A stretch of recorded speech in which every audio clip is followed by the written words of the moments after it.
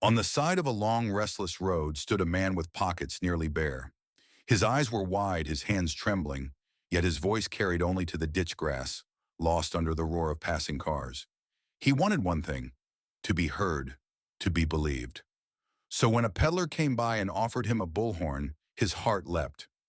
"This will make them listen," the peddler said, "but it runs on money. Feed it coins, feed it bills, and it will shout louder than your throat ever could."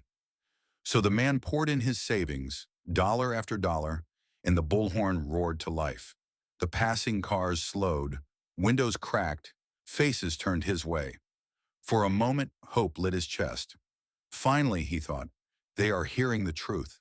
And he shouted into the plastic mouthpiece, filling the air with thunder.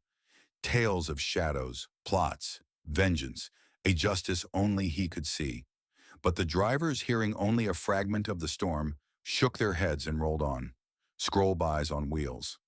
Once in a while, an old friend pulled over, someone who remembered the man before the road, before the fury.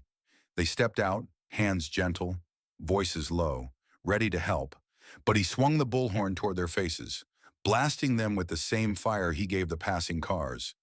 The friends stumbled back, frightened, unheard, and drove away. And so the man kept feeding the bullhorn, though each shout cost him more. His pockets thinned, his shoes wore bare, yet he kept watching the faces flash past, counting glances as though they were love, as though they were belief. The road stretched on, the cars kept moving, and the man stood, louder and poorer, clutching the bullhorn that fed on his hope, while what little he had slipped quietly away.